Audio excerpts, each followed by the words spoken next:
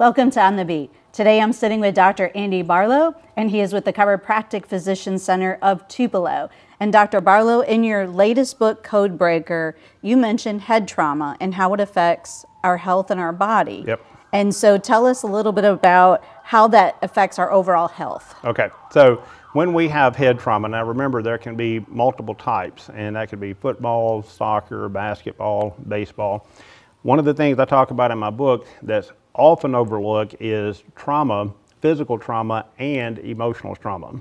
Now, difficult to comprehend, but nevertheless true. Your brain can't differentiate the two. That's fascinating. I have no idea. And that's why you need to get my book. Exactly. and so let's use head trauma because it's easier to explain. Mm-hmm. So let's say that I have a car crash and I have a whiplash injury. So inside of our brain, we have neurons. These are the little cells that are in our brain. We have 86 billion of those, okay? And we have these little supportive cells that are called glial cells. And there's 10 glial cells to every one neuron. Okay, so do that math. Too much. Yeah, and so those glial cells, they're supportive. But, well, think about it like this. It's like someone comes to your house and cleans it. Okay, that's what glial cells do. They vacuum your rug, they clean your house.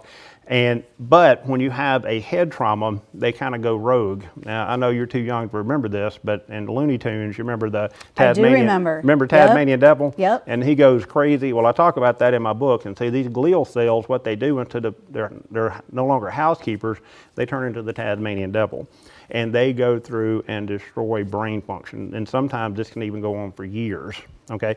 New studies have linked head trauma to actually dementia and Alzheimer's as one of the codes to that, okay?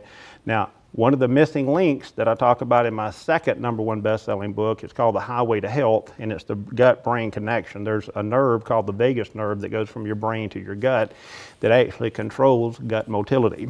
It actually can prevent you from having a leaky gut. So that's one of the causes of a leaky gut syndrome is head trauma. Typically within about 7 days after head trauma, a person has the potential of developing a leaky gut. So somebody has a car wreck 20 years ago, and then now they have brain fog and focused attention, depression, anxiety, and I'll ask them, I'm like, well, tell me about your gut, how well it's working, and they're like, oh, it's terrible.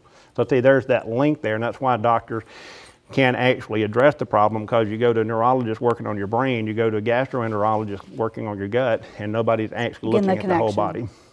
Absolutely. Now, the emotional trauma, talk about that. Well, the emotional part of that is, and I'm going to have to use a neurological term, it's called the orbital prefrontal cortex. It's this little part of your brain right above your eye. Mm-hmm. And that orbital frontal, what it does, it actually inhibits these more primitive types of problems like panic, anxiety, fear, which hangs out in this part of our brain called the amygdala.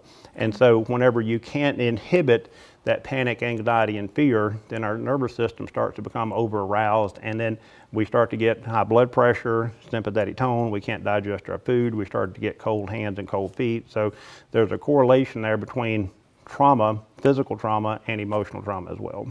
Okay, thank you so much, Dr. Barlow. And if people would like to learn more about this, visit your practice, how do they get to you? The best way to do that is to contact the number below. Okay, thank you so much, Dr. Barlow. And that's today.